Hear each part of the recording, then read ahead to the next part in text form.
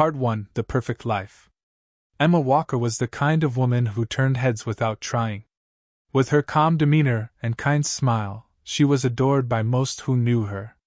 Married for 7 years to Daniel Walker, a quiet but devoted man, Emma lived in a cozy house just outside of Chicago. Daniel worked in IT, spending long hours in front of screens and sometimes bringing his work home.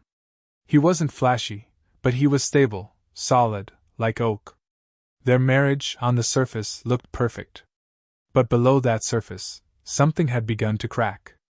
Emma worked as an executive assistant in a downtown corporate office. Sleek glass walls, tailored suits, and powerful people who moved fast and spoke faster.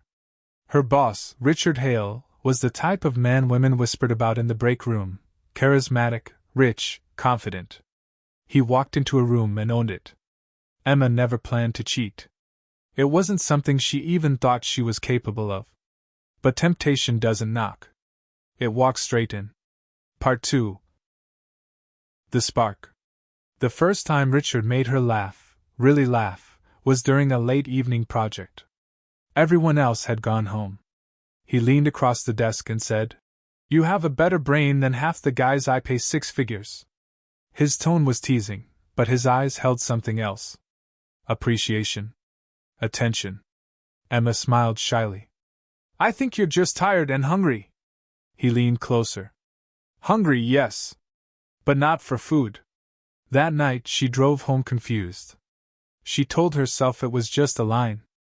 Just Richard being Richard. But something inside her stirred, a feeling she hadn't felt in years. Daniel had stopped looking at her that way. Not out of coldness, but routine. Life had become about bills and chores and quiet dinners. With Richard, she felt seen. Part 3: The Fall. It started with texts. Then long conversations in his office, behind closed doors. Then came the moment Emma always swore would never happen. A business trip to New York. A high-end hotel. Room service. Wine. A look that lingered too long. "I shouldn't be here," she whispered. "You already are." And just like that, the line was crossed.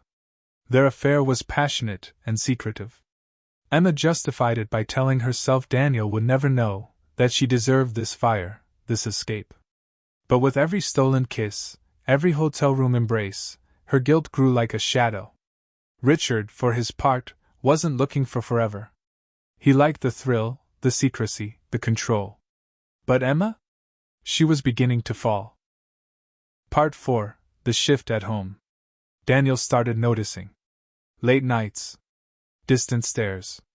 The way Emma smiled at her phone. "Everything okay at work?" he asked one night over dinner. Emma looked up too quickly. "Yeah, just busy." Daniel wasn't dumb. He wasn't flashy, but he could read people. And he knew his wife. He began checking things: her phone, her social media. He noticed how she always deleted her call logs. The way she kept her phone close even in the bathroom. One night, when she left for what she claimed was a late meeting, Daniel followed her.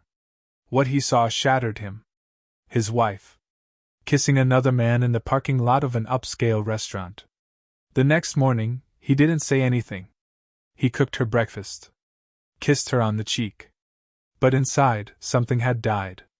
Part 5: The Confrontation. A week later, Daniel sat Emma down. "I know about him." Emma froze. "I saw you with him." The silence between them was thick. "I didn't mean to hurt you," she whispered. "But you did." Tears welled in her eyes. "I didn't plan this, Daniel. I was lonely. I didn't feel alive anymore." Daniel looked at her, years of shared memories flashing before his eyes. The vacations. The late-night talks. The time they laughed so hard at a movie they missed half of it. "So you found someone to make you feel alive?" he said bitterly. "You could have talked to me, Emma. We could have fixed things." "I know," she whispered. "I was selfish." He stood up. "I don't know what happens next. But I can't be the same." Part 6: Emma's Awakening. Richard wasn't thrilled when Emma started pulling away. She stopped texting first. Stopped accepting invitations. When she canceled a weekend trip with the excuse of needing to figure things out, he grew cold. You knew what this was, he said over the phone. Don't get emotional on me now. Emma realized something that night. She had traded a steady love for an illusion. Richard never really saw her. Not the way Daniel had. She went home. Found Daniel packing a suitcase. Are you leaving? She asked. I need space, he said. To think. To breathe. Emma broke down. Please don't give up on us. I made a mistake. The biggest one of my life. Daniel paused. His voice was tired, but not cruel. I don't hate you, Emma. But I can unsee it. I can unfeel it. Part 7. The Slow Rebuild. Months passed. Emma stopped seeing Richard. She cut all ties. Therapy became part of her routine, both for herself and eventually with Daniel. Daniel moved in with a friend, but they met for coffee, then dinners. The conversations were raw, honest, painful. But real. One day, Emma gave Daniel a letter. Inside, she poured out everything: why she cheated, what she felt, how deeply she regretted it, and how much she still loved him. It wasn't a plea. It was an apology. Daniel read it and cried. Part 8. The Choice. A year after the affair, Daniel moved back in. Not because things were perfect, but because they had rebuilt something stronger: truth. Emma knew she would never be the same woman again. She had hurt the one person who loved her unconditionally. But she also learned to stop seeking validation from men who only wanted parts of her. Daniel, though scarred, learned forgiveness, not to forget, but to heal. They started over. Not as the perfect couple, but as two broken people who chose to rebuild love from the ruins. The end.